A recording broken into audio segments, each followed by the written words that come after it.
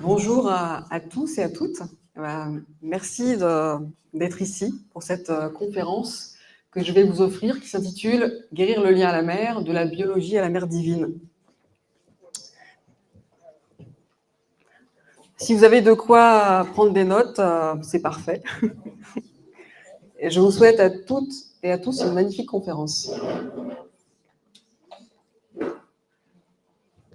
Alors, je vais d'abord vous parler un peu de qui je suis pour compléter ce que Jocelyn nous a dit.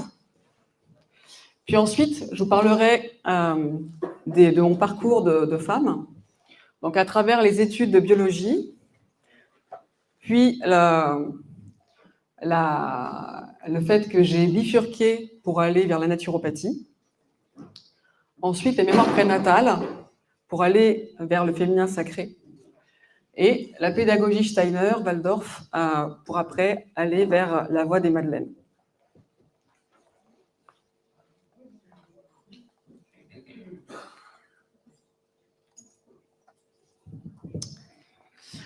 Alors, je me prénomme, donc je suis Maureen Helena Côté du Moulin, j'ai 39 ans, j'ai 2 enfants, mon aîné qui est une fille qui a fêté ses 6 ans récemment, et mon petit garçon que pour la plupart d'entre vous avez déjà rencontré,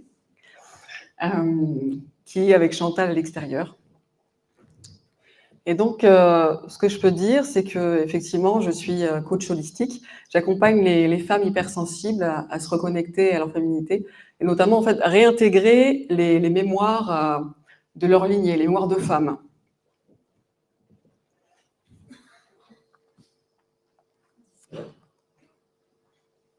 Alors, il y a cette phrase que j'aime beaucoup. Science sans conscience n'est que ruine de l'âme, de François Rabelais. Alors cette phrase, elle vient vraiment m'éveiller sur le fait que dans mon fort intérieur, comprendre les mystères de la vie, notamment à travers la biologie, la science de la vie, c'est vraiment mettre de la présence, du sens, en fait, comprendre le pourquoi du comment. Et c'est ce qui a fait, en fait, depuis ma plus tendre enfance, cette curiosité à vouloir saisir finalement à l'intérieur qu'est-ce que la vie est, et puis aussi pourquoi nous sommes sur Terre, quelle est notre raison d'être, notre mission, si je peux dire ça. Et en fait, toutes ces questions, c'est ça qui orienta mon choix vers des études de sciences à la fac.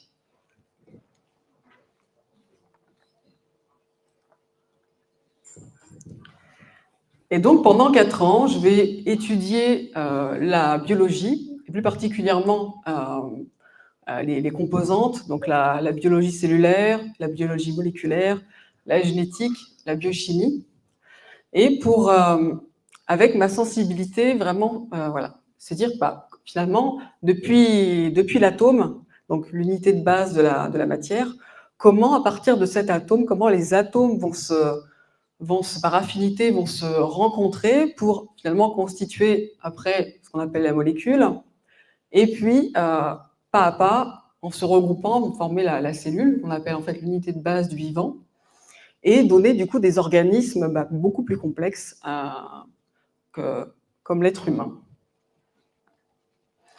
Et ce que je prends conscience aussi à l'époque, c'est que je vois bien que l'être humain est vraiment un organisme hyper sophistiqué, de voir que les cellules, en fait, entre elles, vont, communiquent avec une profondeur, et de voir, en fait, cette harmonie qu'il y a, en fait, au cœur de ces plusieurs milliards de cellules, en fait, qui nous constituent.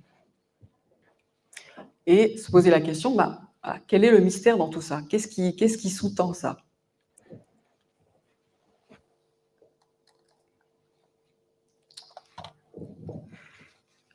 Autre chose également,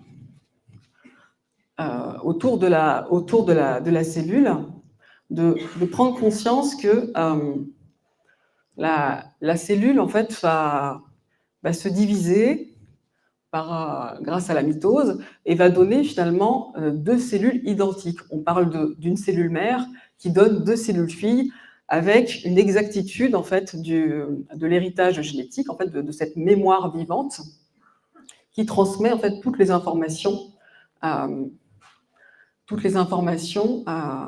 pour les fonctions en fait, de la cellule et puis du coup de manière plus globale en fait, de l'être vivant.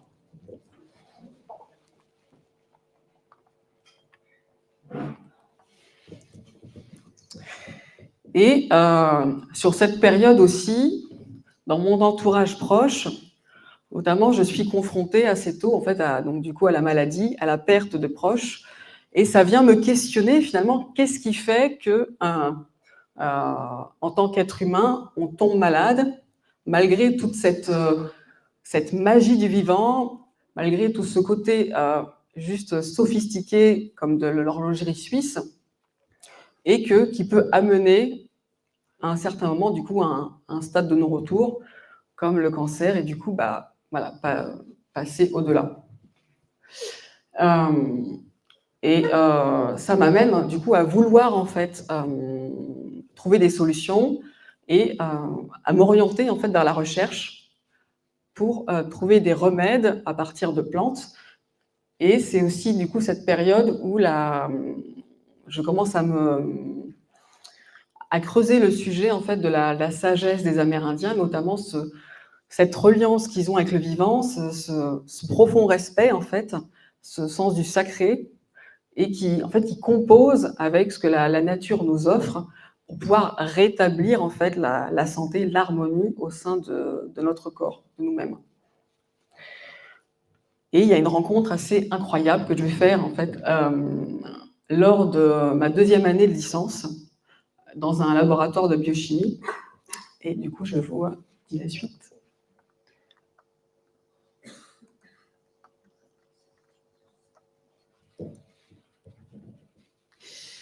Je rencontre en fait une chercheuse en biochimie qui s'appelle Magali, lors de mon stage. En fait, c'est un stage où j'analysais du coup les acides aminés. Donc les acides aminés, c'est vraiment les perles, c'est l'unité en fait qui constitue les protéines.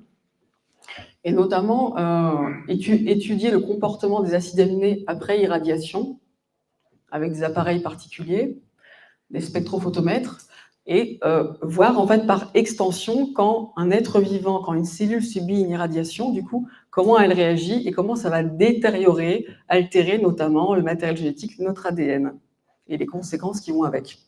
Donc je rencontre cette chercheuse et elle m'explique que la recherche en fait dans le public est bouchée et qu'il va falloir qu'elle trouve une solution en fait pour se réorienter. Et elle me parle de naturopathie. À cette époque-là, du coup, donc on est en 2008, je ne connais pas du tout la naturopathie, mais la manière dont elle va me décrire, en fait, la naturopathie, c'est comme une évidence pour moi, ça résonne tellement fort dans mes tripes, que je me dis, en fait, c'est ça, oui, pouvoir trouver des solutions naturelles, pour être son propre médecin intérieur, s'éduquer pour pouvoir prendre soin de soi, se connaître, et du coup restaurer la pleine vitalité quand le corps est fatigué, je me dis, c'est ça. Et donc, je suis prête à quitter les études de biologie pour me former.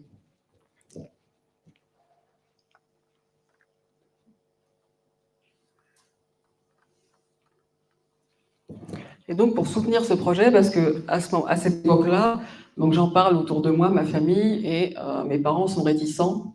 Comme beaucoup de choses qu'on ne connaît pas, qu'on ignore, surtout les nouvelles formations, on peut supposer que ça puisse être douteux, voire sectaire. Et donc, il y a une certaine réticence, mais pendant une année, ça va tellement cheminer à l'intérieur de moi, et puis je vais un peu bassiner mes parents, que même mon père, je me souviens, me dit, tiens, pose la question à ta grand-mère, peut-être qu'elle sera réceptive à vouloir te soutenir en fait dans ce projet. Et c'est ce que je fais, en fait, je lui en parle. Et je pense que je lui en parle avec tellement de profondeur qu'elle sent que c'est tellement aligné qu'elle me dit oui pour me soutenir. Et du coup, j'intègre en 2009 le Sénato, peut-être que vous connaissez, donc c'est l'école de Daniel Kieffer à Paris, le collège holistique de naturopathie. Alors, la naturopathie, du coup, c'est quoi? Donc, c'est l'association de deux mots. La natura, donc la nature, et pathos. Alors, bien souvent, quand on entend pathos, on pense tout de suite à maladie, mais c'est plus en fait le ressenti, et donc ça donne en fait, c'est le chemin intérieur, le chemin de la nature, donc se reconnecter à sa nature profonde, la naturopathie.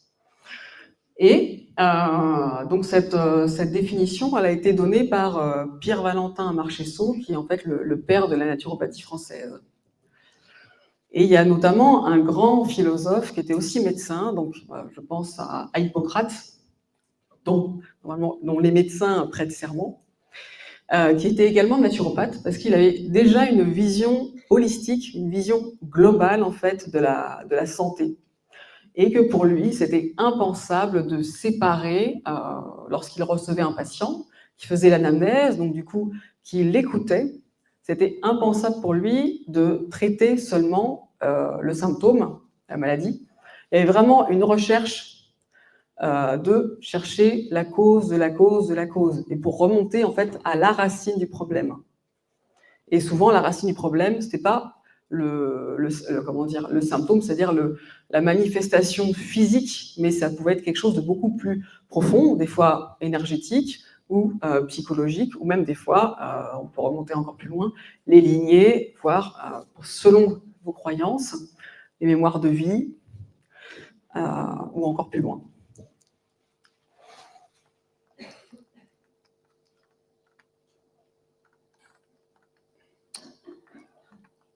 Alors, ce qu'il faut savoir aussi, c'est que pendant ces 2 années en fait, de formation au Sénato, j'ai vraiment pris conscience de quelque chose, c'était que en fait, l'être humain, ou tout être vivant, est constitué finalement d'une superposition de couches harmonieuses, un peu à l'image des matrioshkas et poupées russes.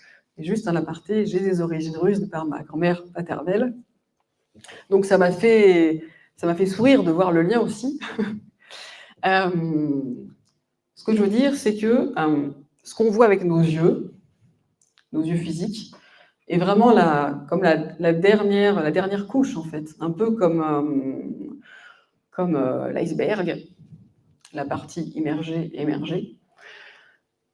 Donc, en fait, on est un corps physique, mais aussi enveloppé d'un corps énergétique, un corps émotionnel, corps mental, et puis un corps spirituel. Et tout ça, en fait, ça fait vraiment comme une danse, comme une respiration harmonieuse. Et quand il y a un dérèglement de l'un, du coup, ça va avoir une incidence sur l'autre, et par effet ricochet, jusqu'au corps physique. J'ai aussi compris quelque chose, c'est que dans la vie, en fait, tout ce qu'on va vivre, toutes les expériences qu'on va vivre, autant agréables qu'inconfortables, elles sont vraiment là pour toujours nous faire grandir intérieurement et d'aller vers plus de conscience de soi, vers de connaissance de soi, et du coup d'amour de soi.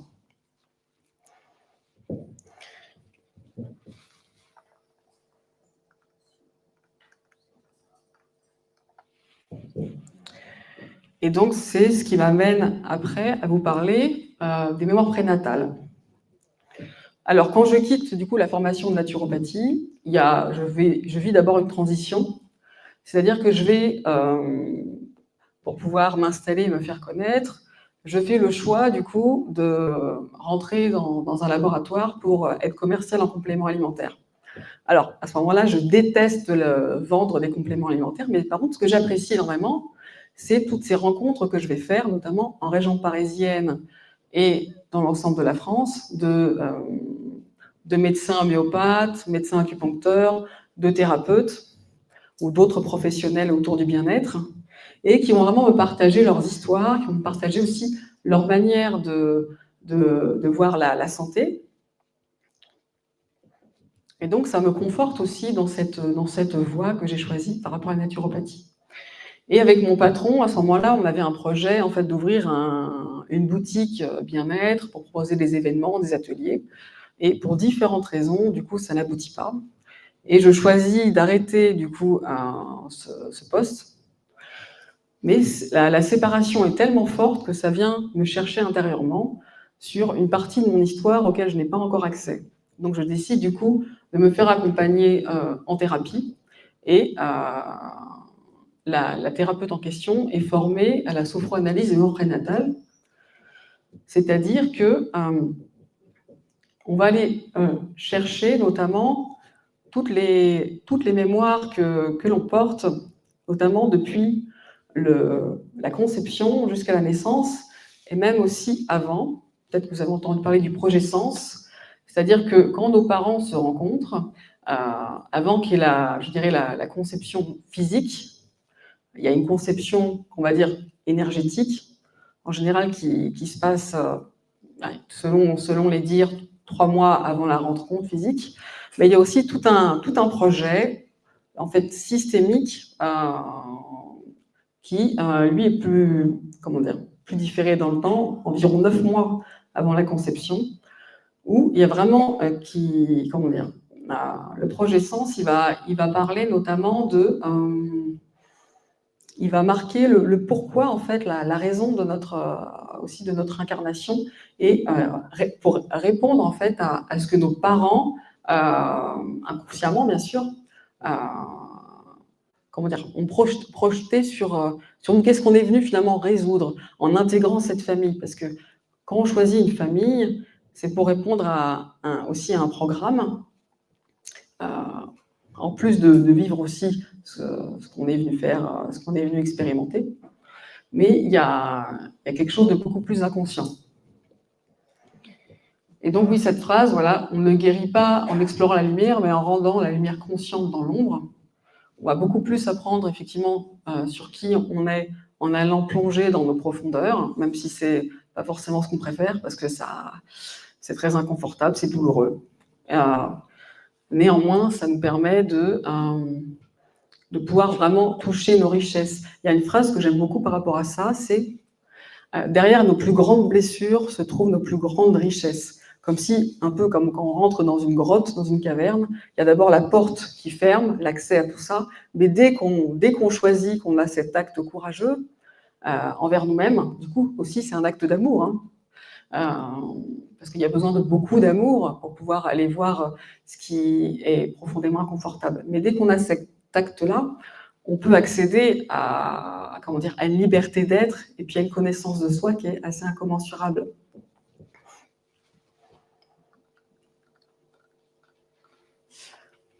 Un livre qui m'a beaucoup touchée par rapport au champ d'incarnation, et j'étais enceinte de mon aîné. Donc ce livre, c'est Les 9 marches, qui a été écrit par Anne Givaudan et Daniel Meroy, et qui en fait parle notamment du choix d'incarnation. Et dans ce livre, ils vont en fait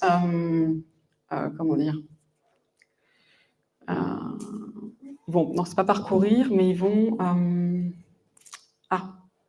vont explorer, être accompagnés en fait d'une âme qui va d'abord observer en fait sa future famille, qui va voir si cette future famille, elle porte en elle le germe, elle porte en elle le terreau nourricier suffisant pour que cette âme puisse pleinement vivre l'ensemble des expériences qui sont nécessaires pour se reconnecter à cet amour inconditionnel à l'intérieur de soi. Et ce livre est fabuleux.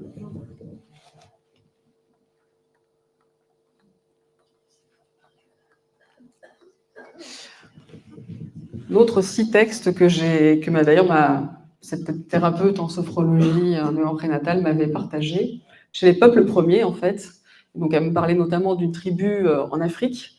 La femme, lorsqu'elle sent intérieurement qu'elle est connectée du coup à cette future âme qui est prête à venir, à partager cette vie au sein de sa famille, elle va se poser au pied d'un arbre et dans un état de somnolence, je dirais même d'état de conscience modifié, elle va entendre en fait la voix de cette âme comme un chant, comme une signature énergétique qui va lui être transmise. Et lorsqu'elle va retourner au village et retrouver son compagnon, dans leur moment d'intimité, elle va chanter le chant de cette âme, pour comme l'inviter en fait à venir s'incarner dans sa matrice, dans son ventre. Un peu comme une danse.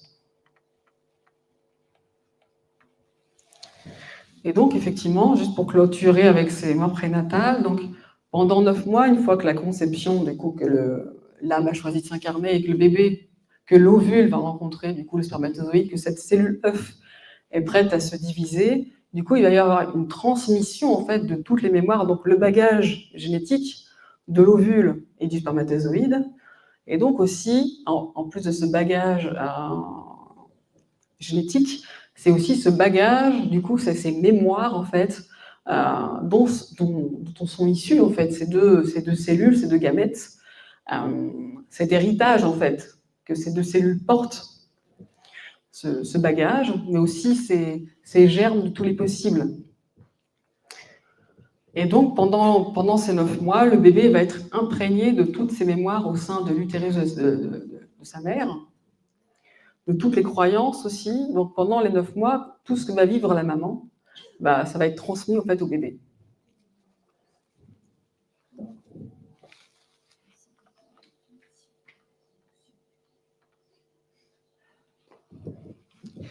Et donc, le docteur Claude Imbert, qui est à l'origine du coup des mœurs prénatales, dit que le fœtus est un être sensoriel, émotionnel, dès les premiers instants de sa vie. Et donc, il capte les humeurs, les conflits, les rêves de sa mère. Et on y dit que l'utérus, finalement, devient le premier monde.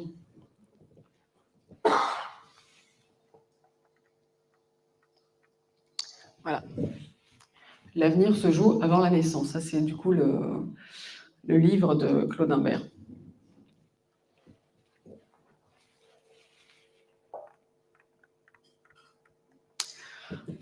Alors, le féminin sacré.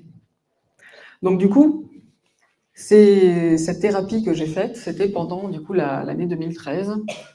Et ce qui est assez fou, c'est que en fait, la thérapeute qui m'accompagnait à ce moment-là, pour compléter le travail en séance, en fait, elle me demandait d'aller chercher dans une boutique sur Paris, métro Falguière, qui existe toujours d'ailleurs, des complexes bien particuliers d'huile essentielle qui vibrent en fait sur des couleurs. Et du coup, cette boutique s'appelle Quintessence. Et je me souviens très bien ce jour-là, quand je rentre dans cette boutique pour aller acheter du coup ce complexe pour continuer le travail, mes yeux tombent sur la pochette d'un CD qui s'appelle Le Féminin Sacré. Alors à ce moment-là, je ne sais pas du tout ce que ça veut dire, mais néanmoins, il y a quelque chose d'étrange qui se passe, comme si en fait il y avait quelque chose de plus fort que moi qui me pousse à aller acheter ce CD, de l'écouter. Et donc c'est ce que je fais. En fait, c'est le CD de Stephen Sicard. Et donc sur cette pochette, on voit une femme en fait qui a les mains comme ça en reliance. Ça me fait vraiment penser aux énergies mariales. Et quand j'écoute en fait ce CD, je fonds littéralement en larmes. J'ai cette sensation que je reconnecte à quelque chose, mais je ne sais pas encore quoi. Ma curiosité fait que je vais creuser le sujet. Je vais chercher en fait qu'est-ce que ça m'évoque, qu'est-ce que c'est le féminin sacré. Et je rencontre cette même année 2 femmes importantes, une que vous connaissez, qui est Chantal, et une autre qui s'appelle Christelle, qui est doula.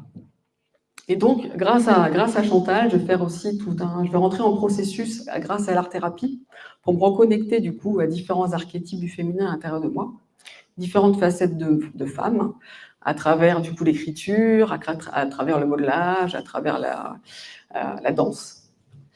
Et Christelle, qui est doula, va me faire rentrer en fait dans l'univers des tentes rouges. Peut-être que vous connaissez. Donc, en fait, les tentes rouges, ce sont des cercles de femmes, mais c'est aussi un mouvement qui a été initié par les doulas. En fait, depuis un roman éponyme écrit par Anita Diamant, qui raconte la vie des femmes à l'époque du patriarche Jacob. Et les femmes, quand elles étaient en communauté, il y avait vraiment une reliance profonde qui faisait que en fait, les femmes avaient leur menstruation en même temps.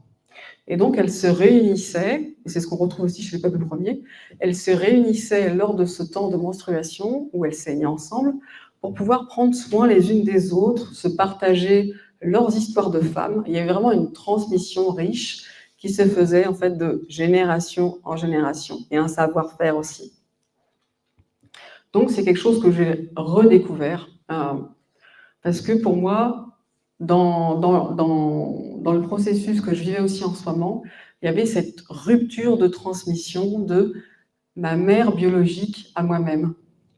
Et donc, c'est savoir aussi oublier de femme en femme des générations précédentes qui n'étaient pas arrivées jusqu'à moi. Donc, à travers les tentes rouges, en fait, je pouvais déjà me sentir aussi en sécurité auprès de femmes qui m'étaient inconnues, mais également prendre conscience qu'il y avait énormément de résonance dans les histoires de femmes qui étaient présentes.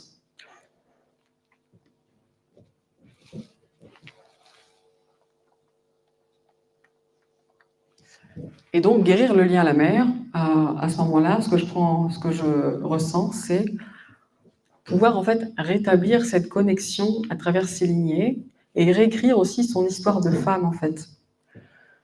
Tout ce que notre mère n'a pas pu nous partager pour différentes raisons, on peut par des actes symboliques et en étant dans des espaces vraiment où on se sent honoré, écouté, respecté, rétablir en fait ce fil rouge. Et du coup, de cette manière-là, aussi permettre à l'ensemble des femmes de nos lignées de retrouver leur juste place dans l'arbre. Un dernier point par rapport à ça. En fait, notre maman, c'est la première femme de notre vie, et c'est à travers elle aussi qu'on va pouvoir se relier à l'amour de soi, notamment. Donc du coup, notre naissance, mais aussi le fait qu'on soit nourri au sein. Il y a vraiment ce lien unique d'abondance qu'on reçoit, d'amour qu'on reçoit, ce plein qu'on reçoit, et qui va aussi conditionner par la suite, en fonction de notre histoire, bien sûr, si on est en capacité de s'autoriser à recevoir des autres, déjà de recevoir de soi-même, comment on se donne de l'amour à soi-même, mais aussi de recevoir des autres. Et le lien avec l'argent, bien sûr, prend racine aussi à ce niveau-là. C'est un aparté.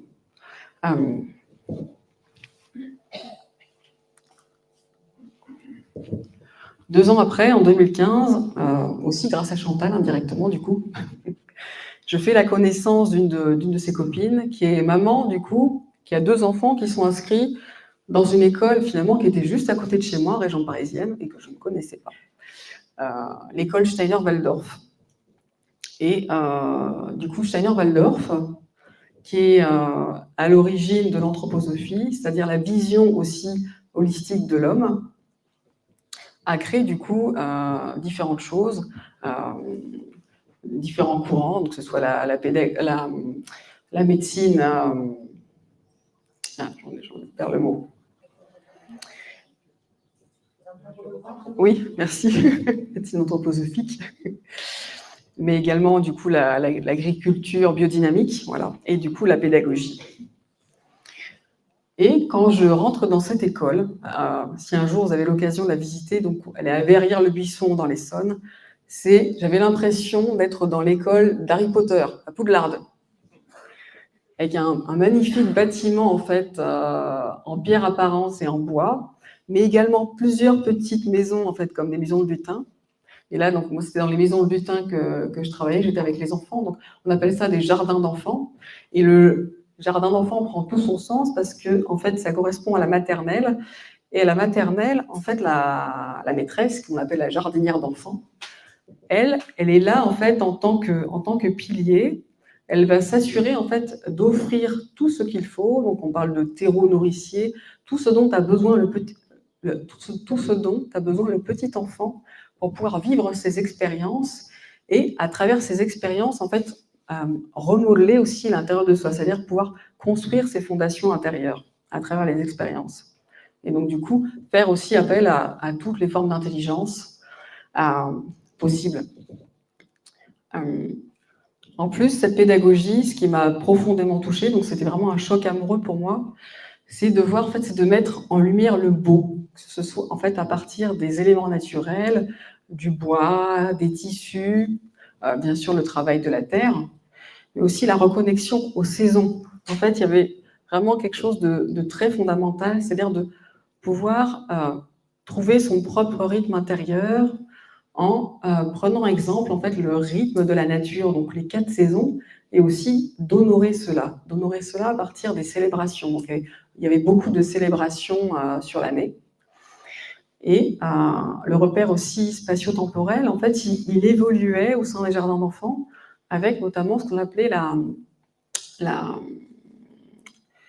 table des saisons. Donc, ça permettait en fait à l'enfant de prendre conscience aussi du changement progressif, que ce soit physique, mais aussi dans l'énergétique, dans les plans subtils, de ce que la nature en fait offrait.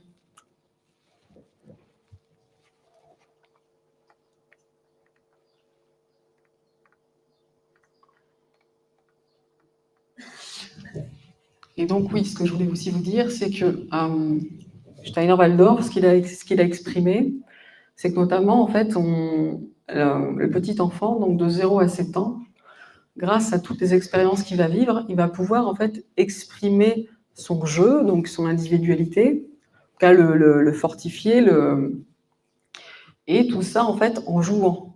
Il y a un monsieur que j'ai eu la chance de rencontrer qui s'appelle Pierre Berkus, qui a beaucoup écrit d'ouvrages sur la pédagogie Steiner-Waldorf, et notamment sur le jeu, en fait, donc J-E-U, pardon, pour expliquer en fait que le jeu était vraiment essentiel, que c'était le premier métier de l'enfant, finalement, le jeu.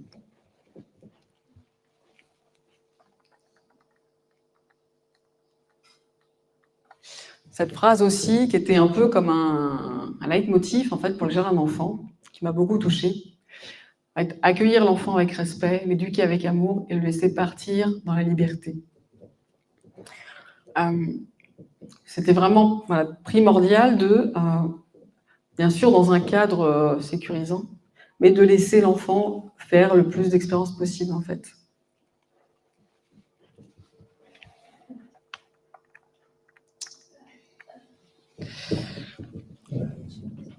Alors une fois que j'ai quitté, j'ai quitté la région parisienne et mon poste à l'école Steiner-Waldorf pour descendre dans le sud-ouest.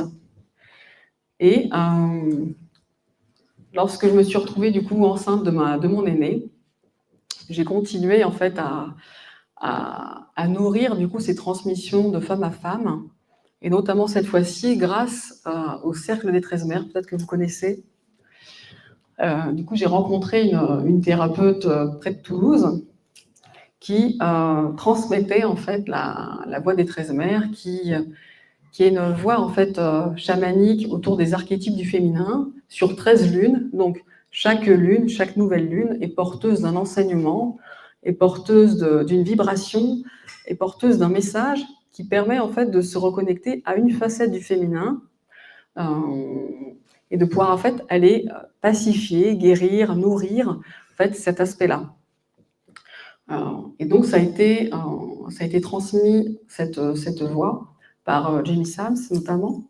Donc elle a écrit un livre, cet ouvrage, Les 13 mœurs originelles. Elle-même a été nourrie par des transmissions de mères, de grand-mères en fait, amérindiennes. Et Jamie Sams aussi a des origines amérindiennes.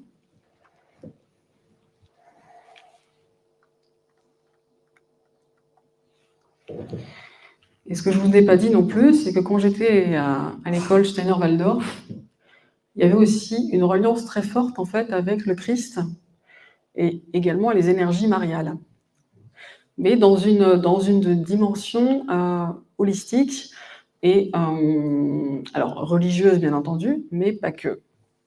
Et ça, c'était vraiment quelque chose qui m'avait profondément touchée, parce que voilà, n'étant pas baptisée, ça m'a permis en fait d'appréhender du coup ces énergies-là et de les comprendre aussi avec d'autres lunettes, différemment de tout ce qui a pu se transmettre à travers le christianisme et pour beaucoup de choses bien sûr erronées.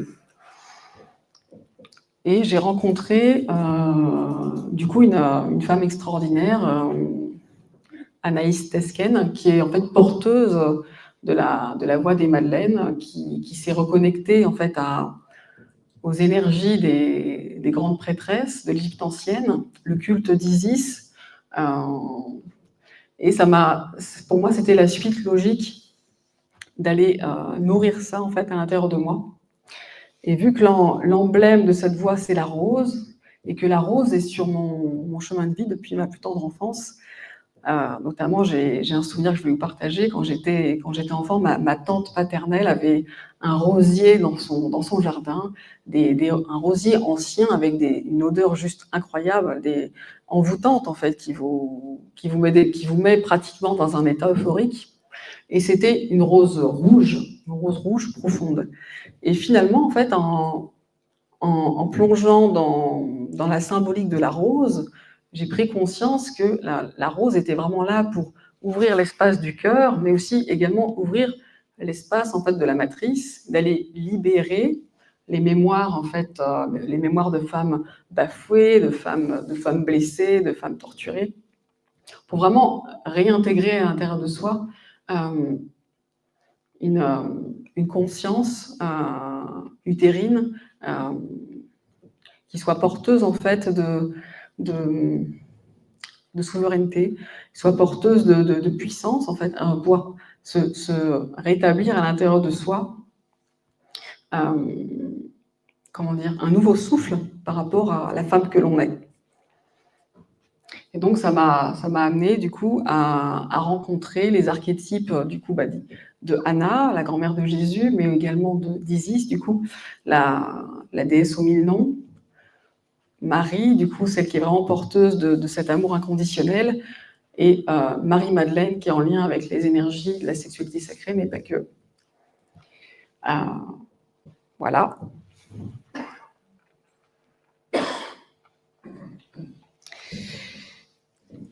Et donc, pour moi, en fait, guérir le lien à la mère, j'ai vraiment cette image qui me vient, c'est en fait réunir tout ce patrimoine de notre terre, en fait, de notre terre, du coup, la terre, toute cette richesse que nous offre la terre-mère, en fait, notre terre, notre magnifique planète, mais également de reconnecter à cette richesse à l'intérieur de nous, que ce soit nos cycles intérieurs, mais aussi du coup notre richesse, notre corps, en fait, ce que notre corps est capable de réaliser tous les jours sans qu'on en ait conscience.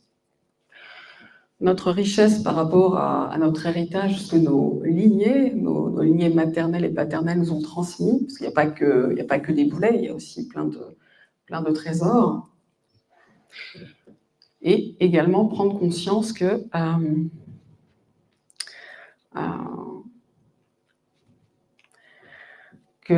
la mère divine, en fait, guérir le lien à la mère, c'est guérir ce lien à cet amour, cette source d'amour qui est en nous. Parce que c'est cette source d'amour, en fait, qui a fait que nous avons choisi de venir ici. Voilà pour moi, pour cette conférence. Si vous avez des questions, ce sera avec grand plaisir d'y répondre.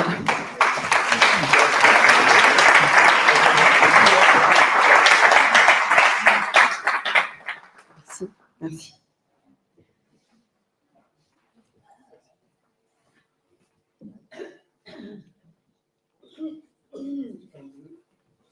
Merci Maureen. Merci beaucoup. Tu sais, dans les dialogues avec l'ange, on lit aussi une phrase, c'est « le petit enfant joue, devenu adulte, il crée ». C'est-à-dire que le jeu est un entraînement, une préparation à créer.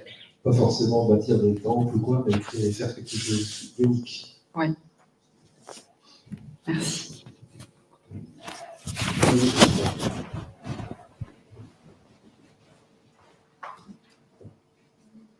Oui. C'est qui la première personne? Madame.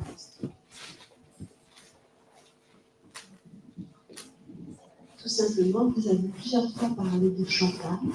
Oui. Et de qui parlez-vous? Ah oui.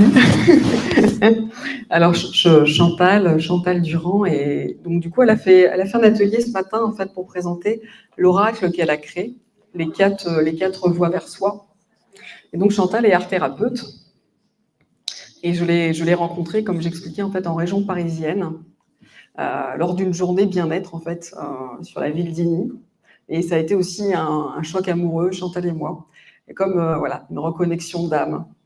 Et donc elle m'a transmis du coup sa sagesse de femme, c'est sa médecine de femme à travers la thérapie et le chamanisme des quatre voies. Je vous en prie.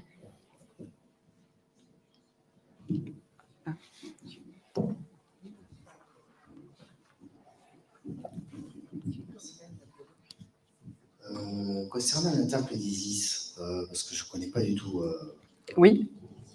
est-ce que vous pouvez m'expliquer qu'est-ce que c'était exactement, si vous avez une connaissance là-dessus? Oui, en fait, Isis est une déesse égyptienne. Et en fait, par ce qu'on lui attribue, notamment Isis, elle est souvent très représentée pour tout ce qui est les passages de mort et de renaissance. C'est celle notamment qui a fait un long travail de recherche pour retrouver tous les morceaux éparses de son mari défunt Osiris, pour le reconstituer. Donc en fait, Isis, par sa médecine, elle offre cette capacité en fait à nous reconstituer, tous les morceaux éparses de nous-mêmes en fait, pour retrouver cette unité. Voilà, Chantal et bébé. Voilà. Chantal et bébé. Ah. L'enfant prodigue. Qui va peut-être pas Le futur Messie, peut-être. Mais non. D'ailleurs. Mais si. Est-ce qu'il y a d'autres questions, d'autres interrogations peut-être? Je vais me risquer parce que je crois que je n'ai pas bien compris au départ. Oui. On a l'impression que vous dites que l'enfant choisit. Oui. Choisit de paraître ou pas. Ça m'interroge sur certaines circonstances, certains contextes familiaux où l'enfant, à mon sens, n'a pas vraiment envie d'apparaître là. Bien sûr, ça, de prime abord, ça peut paraître très confrontant et très étrange en fait de dire que l'âme choisit sa famille, surtout quand on atterrit dans une famille où on peut être battu, on peut vivre notamment des violences sexuelles, en tout cas des choses très lourdes. Dans ma conception, en tout cas dans ma croyance, et elle est ce qu'elle est, ce que je me dis, c'est que si je choisis une famille dans laquelle je vais vivre des choses très très difficiles, c'est que potentiellement, déjà j'ai des choses à comprendre pour aller vers encore plus de résilience vers moi-même, aller vers encore plus d'amour vers moi-même.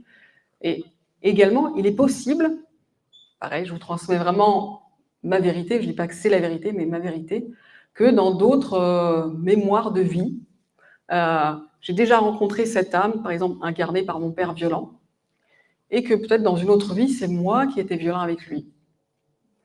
Je dis ça, alors c'est vrai que je ne me suis pas trop attardée sur ma vie, mais notamment, j'ai choisi une famille où mon père était violent, physiquement et psychologiquement. Et quand j'ai commencé la thérapie, j'avais la haine, vraiment la haine envers les hommes. Et j'attirais à moi des hommes violents. Et j'ai voulu casser ce cycle pervers, toxique, parce que je sentais au fond de moi-même que je méritais mieux et que j'avais envie de me libérer aussi de cette violence pour éviter de la reproduire potentiellement sur mes enfants. Je ne sais pas si ça répond à votre question. Oui ? Pour faire suite à cette question, moi, je voulais faire un témoignage. Alors, c'est par rapport à l'âme qui cherche à s'incarner. J'ai été amené au moment de la conception de ma fille aînée, qui a maintenant 23 ans, vraiment ressentir qu'elle était là. Et savoir que c'était une fille. Donc, comme quoi, c'était déjà là. Wow. Et à ce moment-là, après, il s'est trouvé que la gynéco nous a dit que c'était un garçon, première échographie, et là, on ne comprenait pas. Et finalement, c'était bien une fille. La première échographie était un peu aléatoire. Et j'ai eu pour le garçon, j'ai pas eu le même ressenti. Et c'est au cours d'un jeûne, le premier jour, j'étais pas bien du tout, vraiment. Déjà, ça démarrait dur. Et je raconte quand même cette histoire que ma femme de l'époque attendait ce deuxième enfant. Elle était enceinte déjà de 4-5 mois. Et au bout quand elle me dit, il y a une fille qui entend ça, elle me dit, tu vas voir, pendant le jeûne, tu vas peut-être avoir une connexion avec l'enfant. Et là, pouf, elle me dit ça. Je m'arrête net et je me mets à pleurer. Et juste après, je ressentais exactement cette même connexion que j'avais eue avec la fille. Je ne sais pas s'ils ont choisi. Merci. Je ne sais pas s'ils ont choisi, mais en fait, on sentait que c'était là quand même avant et comme s'ils s'attendaient de pouvoir venir. Ouais. Merci beaucoup pour ton magnifique témoignage. Et ça me fait penser, en fait, ça me fait rebondir sur notamment les Amérindiens lorsqu'ils rencontraient un souci au sein de leur village. Il y avait souvent un guerrier qui était choisi pour aller vivre une quête de vision, donc du coup avec un jeûne aussi. Et pendant cet état où il était purifié finalement de l'intérieur, il recevait en fait, de manière inspirée ou par une canalisation, la solution, le message pour la résolution du problème. Et donc, parce que ça m'amène en fait à me dire qu'effectivement dans cet état de nettoyage, on peut être amené aussi à être en connexion avec des êtres, avec des âmes. Merci.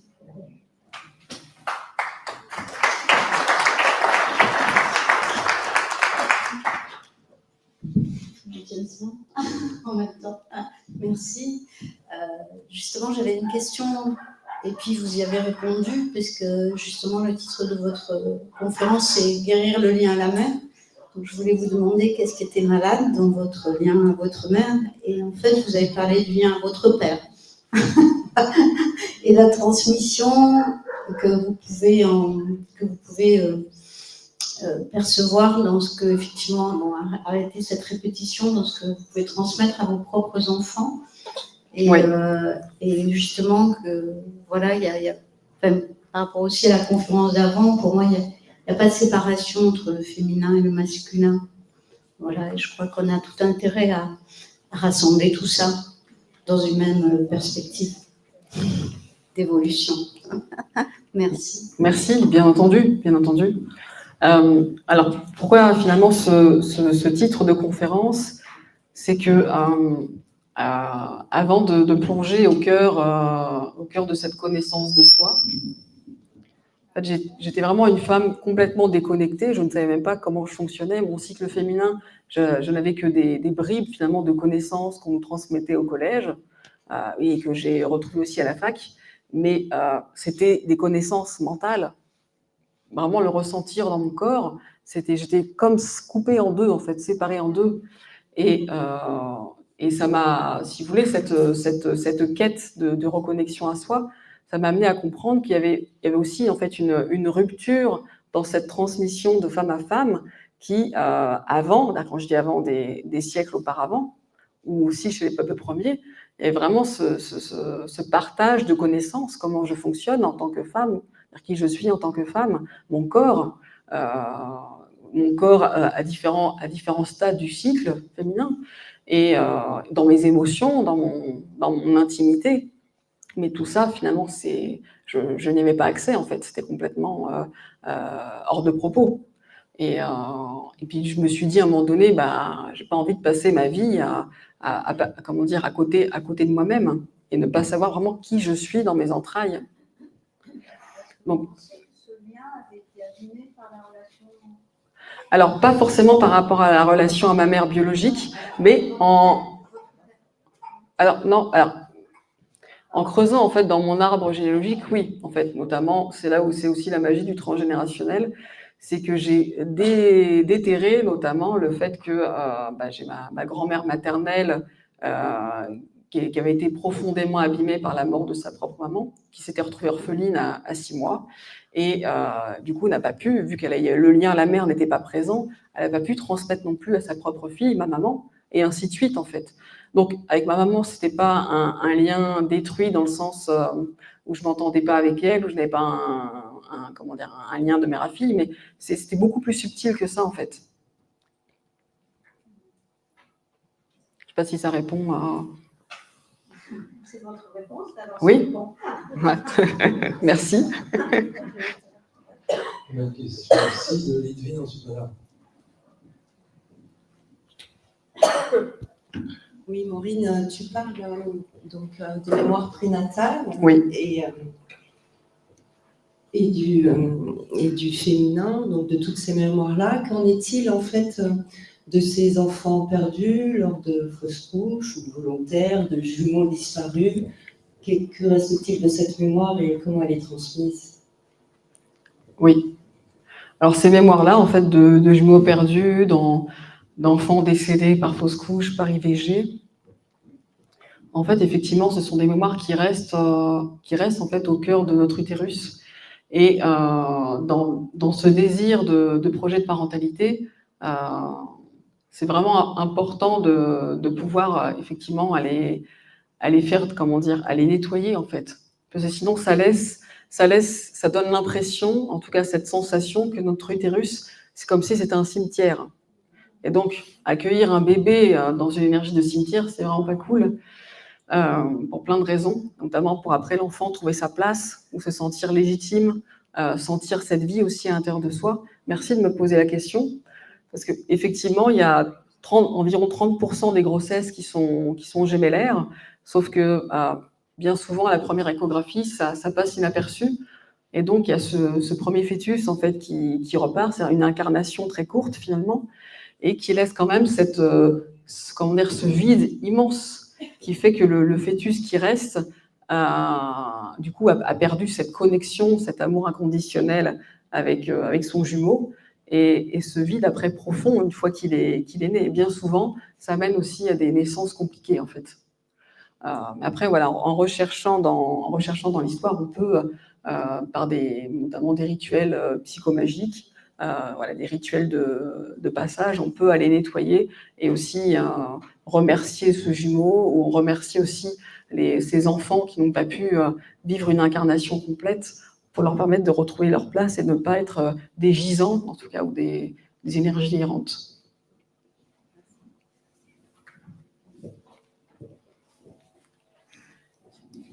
Justement, au sujet des enfants qui naissent à peine, oui. On m'avait dit que c'était aussi une preuve d'amour pour leurs parents, parce qu'ils étaient là pour les faire avancer dans leur vie. Oui, complètement. Alors complètement. Ça, c'était une question. La deuxième question, c'est un enfant qui naît à 6 mois. Comment faire après pour recréer le lien avec la mère? Enfin non, c'est pas l'enfant qui naît à 6 mois, c'est la mère qui décède quand l'enfant a 6 mois. Comment faire pour cette personne pour recréer le lien avec sa mère? C'est, comment dire, trouver déjà, lui apporter ce terreau, cette enveloppe, parce que finalement, c'est un nourrisson qui n'a, comment dire, comme si qui était l'image que j'ai quand je vous entends, c'est un peu la poids vif en fait, qui n'a plus cette enveloppe en fait autour de lui. Et donc c'est de recréer, c'est d'avoir des modèles parentaux, ou du moins ou des personnes ressources qui puissent en fait apporter cette enveloppe sécurisante, cette enveloppe maternante. Et petit à petit, à l'intérieur de soi, comment dire, se reconstruire, mais c'est surtout effectivement, comment dire ça, je vais dire beaucoup plus tard. Mais après, oui, il y aura un processus aussi comment dire, de se libérer éventuellement d'une culpabilité, parce que de blessures d'abandon, en fait. Alors, on avait déjà deux mains levées ici. C'est bon. Ouais. Puis on va prendre 2-3 questions. Oui. 2-3 questions. Alors. D'accord. Bonjour. Bonjour. Ah ouais, j'ai bien suivi votre cheminement, vous faites formation, de rencontres, de moments de choc amoureux, comme vous dites, puisque vous aimez bien cette expression. Et moi, là où je m'interroge, oui. Où je reste un peu sur ma faim et qui me donne la curiosité de vous poser la question, c'est par rapport au cercle de femmes et surtout, j'ai bien entendu qu'il y avait quelque chose qui vous attirait vers la voie sacrée, vers les femmes, le féminin sacré et notamment la lignée la lignée de Magdeleine ou de Marie, enfin voilà. Ça, je reste un peu sur la fin. J'aurais voulu savoir si vous pouvez un peu décliner comment ça se passe. Est-ce que c'était des stages? Est-ce que c'était des rencontres? Et aussi, si éventuellement, maintenant qu'on connaît un peu votre parcours, puisque vous dites que éventuellement vous faites des accompagnements avec des femmes qui sont sur cette voie-là et qui ont une hypersensibilité. Comment cet accompagnement se fait? Voilà. Merci pour vos questions. Je vous en prie. Alors, effectivement, la première fois que j'ai vécu un cercle de femmes, pareil, vivre un cercle de femmes, ça a été aussi très confrontant pour moi, dans le sens où se retrouver avec des femmes qu'on ne connaît pas, bien qu'il y ait un cadre très sécurisant, une enveloppe, parce que ce qui est intéressant aussi, c'est que dans cette tente rouge, en fait, la tente rouge, c'est censé reproduire en fait un utérus. Donc du coup, en fait, on rentre dans un utérus, du coup, là où tout est possible, toutes les transformations sont possibles. Et la facilitatrice, en fait, est là aussi pour apporter ce cadre sécurisant, ce cadre de bienveillance, d'écoute active. Et moi, ça m'a permis, le premier, ça a été aussi une grosse claque. Parce que j'ai pris conscience de toutes les projections que j'avais sur les femmes, la peur du jugement, mais aussi le jugement de moi à moi, mais de moi aux autres femmes, et toutes ces histoires qu'on peut se raconter, les comparaisons, les jalousies éventuelles. Bref.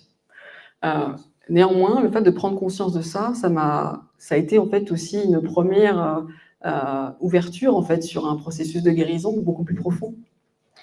Je ne sais pas si ça répond à la question pour l'instant. Et en fait, j'ai basculé progressivement sur cette recherche autour de la voie des Madeleines, parce que dans les cercles de femmes, c'est en rouge, en fait, il était revenu plusieurs fois, avec notamment les oracles, mais aussi les transmissions, l'énergie de Marie, donc qui représente l'amour inconditionnel, celle qui vraiment nous accueille dans son sein, telle une mère qui prend soin de l'autre.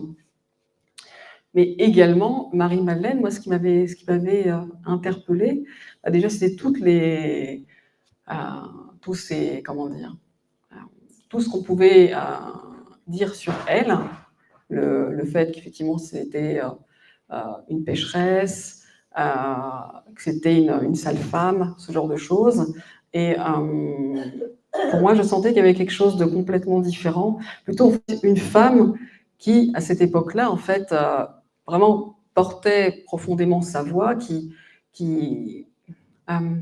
incarnait en fait cette femme libre, cette femme souveraine, et qui avait aussi à l'intérieur d'elle-même en fait pacifié ses énergies féminines et masculines, et qui était là en fait pour offrir des espaces pour que les femmes puissent se transformer, pour que les femmes puissent vraiment se révéler dans leur beauté, dans leur multitude, dans leur complétude.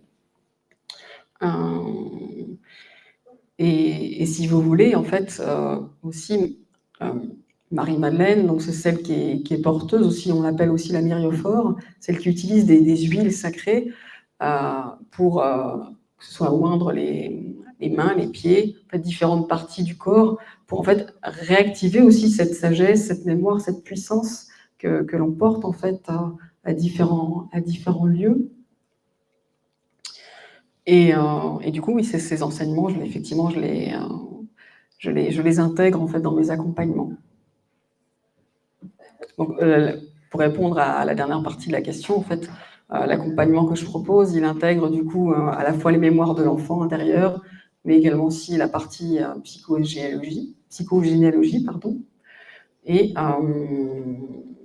tout l'accompagnement sur les polarités féminines, mais aussi masculines, parce que comme vous l'avez si bien mentionné, c'est aussi important de pouvoir réintégrer ces énergies masculines, parce que se connaître en profondeur, c'est magnifique, mais après, quand on veut mettre au monde, en fait, faire naître ces projets, on a aussi besoin de notre énergie masculine.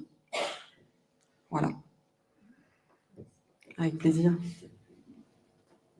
On s'en tiendra. Toute dernière question.